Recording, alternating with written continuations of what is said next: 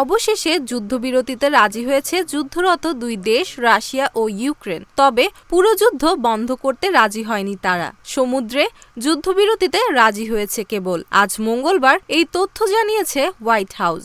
America জানিয়েছে তারা কৃষ্ণ সাগরে নিরাপদ নৌ চলাচল নিশ্চিত করতে রাশিয়া ও ইউক্রেনের সঙ্গে সমুদ্র যুদ্ধবিরতিতে সম্মত হয়েছে। এতে করে জ্বালানি হামলা বন্ধে কিছু ব্যবস্থা নেওয়া গেল।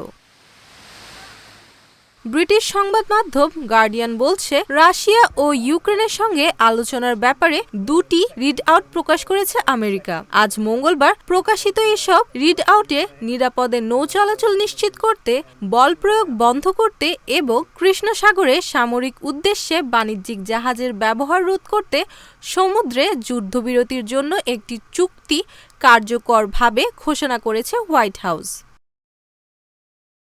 উভয় বিবৃতিতে বলা হয়েছে, জ্বালানি অবকাঠামোর বিরুদ্ধে ধর্মঘট বন্ধ করতে এবং পূর্ববর্তী চুক্তি বাস্তবায়নের জন্য ব্যবস্থা তৈরি করতে দুই দেশ সম্মত হয়েছে। ইউক্রেন ও রাশিয়া একটি টেকসই এবং স্থায়ী শান্তি অর্জনের জন্য কার্যক্রম চালিয়ে যাবে।